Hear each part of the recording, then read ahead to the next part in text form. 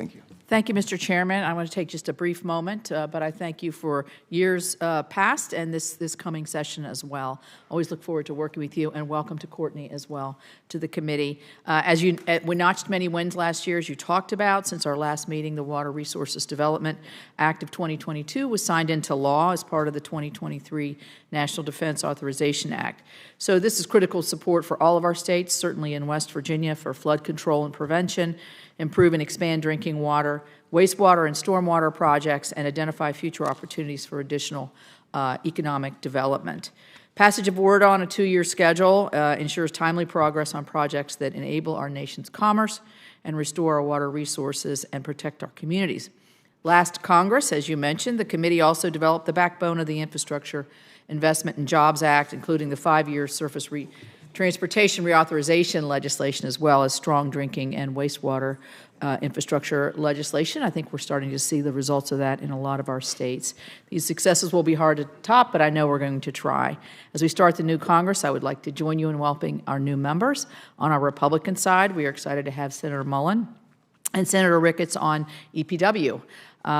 Then Congressman Mullen and I served together as members of the House Transportation and Infrastructure Committee, so it's nice to be reunited.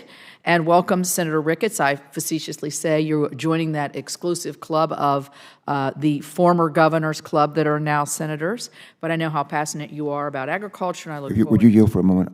I call it the Recovering Governors Club. I call it something else, but I couldn't say it in public. Senator Capito, as you know, the daughter of a former governor of West Virginia, but I start way too many sentences with these words. When I was governor of Delaware, so people have heard it more than they want to. Anyway, welcome, and we know that you have a passion for agriculture, and I look forward to working with you on issues such as oversight of waters of the U.S. definition and other things. On the Democrat side, we certainly welcome Senator Fetterman, and I look forward to getting to know him. Our first order of business is to organize. Last Congress, the committee adopted special rules to reflect the 50-50 equally divided Senate consisted with past precedent from 2001. As Chairman Carper and I agreed at that time, we now support returning to the committee's rules that have governed when one party had an outright majority.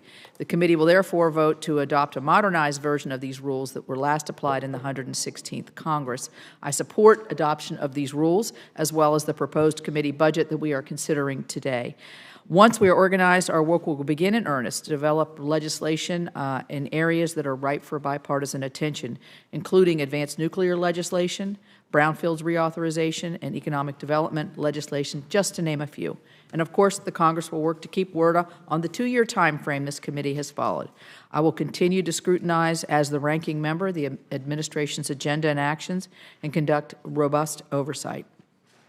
The Biden administration has announced plans to move forward with many regulations that will create regulatory uncertainty, slow development of critical projects, and add costs.